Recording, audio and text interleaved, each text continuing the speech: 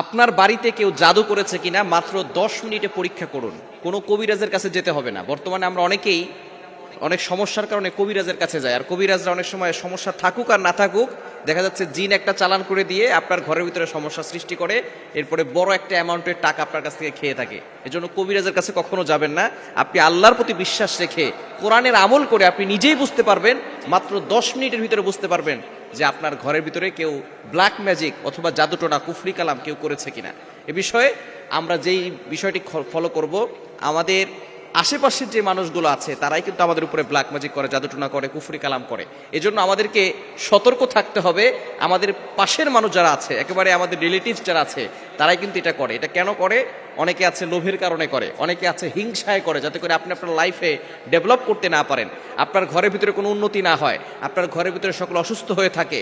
এই জন্যই আপনার কাছের লোকেরা আপনার সাথে দুশ্মনী করে, হিংসা করে, বিদ্বেষ পোষণ করে আপনাকে ক্ষতি করার চেষ্টা করে। এজন্য সতর্ক থাকবেন এবং আপনি নিজেই পরীক্ষা করবেন যে আপনার ঘরের ভিতরে জাদু করা আছে কিনা, ব্ল্যাক ম্যাজিক কুফরি কালাম করা আছে কিনা।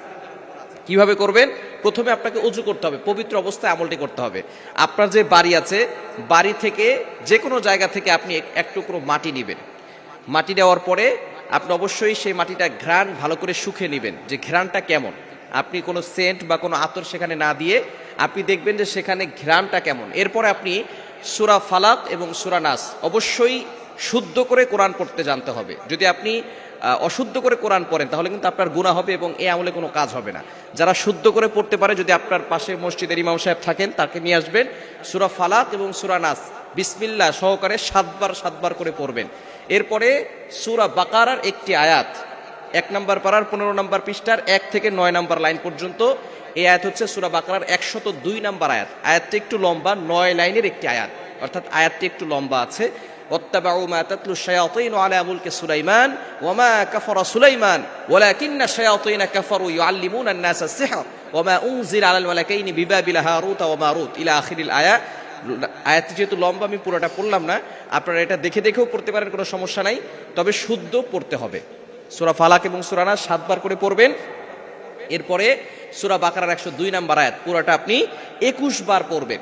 পড়ে আপনি সেই মাটিতে ফু দিবেন। ফু দেওয়ার পরে দেখবেন সেই মাটির গন্ধ চেঞ্জ হয়ে গেছে কিনা। যদি দুর্গন্ধ বের হয় সেখান থেকে, তাহলে মনে করবেন যে আপনার ঘরে কেউ ব্ল্যাক ম্যাজিক, জাদুটোনা অথবা কুফরি কালাম করেছে। এ বিষয়ে অবশ্যই খেয়াল করতে হবে।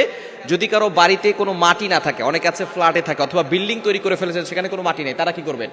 তারা আপনার ঘরটাকে সব জায়গায় ঝাড়ু দিবেন, ভালো করে ক্লিন করে যে ময়লাটুকু আছে সেই ময়লাটুকু আপনি এক জায়গায় নেবেন, যে ধুলাবালি যেগুলো আছে সেগুলো আপনি এক জায়গায় নিয়ে সেখানে ঘ্রাণ নেবেন। ঘ্রাণ নেওয়ার পরে তারপর আপনি আমলটি করবেন। অবশ্যই অজু অবস্থায় আমল করতে হবে, এটা হচ্ছে শর্ত, এবং কোরআন শুদ্ধ পড়তে হবে এবং নিজের শরীর বন্ধ করে তারপরে পড়বেন। শরীর বন্ধ করবেন কিভাবে? আয়াতুল কুরসি 1 বার পড়বেন, সূরা ইখলাস 1 বার, সূরা ফালাক 1 বার, সূরা নাস 1 বার। এটা পড়ে আপনি বুকে ফু দিবেন, হাতে ফু দিয়ে পুরো শরীরে মাসাজ করে দিবেন। এটা হচ্ছে শর্ত। অজু করে আমলটি করতে হবে। দ্বিতীয় নাম্বার হচ্ছে কি, কোরআন শুদ্ধ করতে হবে। এরপরে আপনার শরীর বন্ধ করে তারপর আমলটি করতে হবে। আপনি যে কোনো সময় আপনি আপনার ঘরের যেই মাটি আছে কিছু মাটি নেবেন, অথবা আপনার ফ্ল্যাটের যে পুরো জায়গাটা ঝাড়ু দিয়ে সেখান থেকে কিছু ধুলাবালি নেবেন। নেওয়ার পরে আপনি প্রথমে ঘ্রাণ নেবেন। এটা যদি প্রথমবার আপনি মনে করতেছেন যে দুর্গন্ধ বেশি আসতেছে, তাহলে আবারও আপনি আমলটা করতে পারেন। প্রথমে আপনি এটা নিয়ে ঘ্রাণ নিয়ে ভালো করে ঘ্রাণ চেক করে তারপর অনেক সময় ধরে ঘ্রাণ নিয়ে তারপরে আপনি আমলটি করবেন। আউযুবিল্লাহ পড়বেন, তারপরে বিসমিল্লাহ সহকারে 7 বার সূরা ফালাক, 7 বার সূরা নাস, এরপরে সূরা বাকারার 102 নম্বর আয়াত, 1 নম্বর পারার 15 নম্বর পৃষ্ঠার 1 থেকে 9 নম্বর লাইন পর্যন্ত 9টি লাইনের এই আয়াতটি, সূরা বাকারার 102 নম্বর আয়াত 21 বার পড়ে তারপরে আপনি ওই মাটিতে ফু দিবেন অথবা ময়লাতে ফু দিবেন। যদি সেখান থেকে দুর্গন্ধ বেশি আসে তাহলে মনে করবেন আপনার ঘরে কেউ জাদু করেছে, কেউ ব্ল্যাক ম্যাজিক করে আপনাদের ঘরের সকলকে ক্ষতি করার চেষ্টা করতেছে। এই সময় আপনি অবশ্যই ঘরটাকে বন্ধ করবেন। একজন ভালো আলেম নিয়ে, একজন ভালো রাকি নিয়ে আপনার ঘরটাকে ভালো করে বন্ধ করে নেবেন এবং সব সময় ঘরের ভিতরে 5 ওয়াক্ত নামাজ পড়বেন। সকল হারাম কাজ থেকে দূরে সরে আসবেন। ঘরের ভিতরে কোনো পুতুলের ছবি রাখবেন না, কোনো হারাম জিনিস রাখবেন না এবং সেখানে কোনো অশ্লীল কাজ করবেন না। ইনশাআল্লাহ পবিত্র অবস্থায় থাকার চেষ্টা করবেন এবং সবাই 5 ওয়াক্ত নামাজ পড়ে শরীর বন্ধ করে রাখবেন।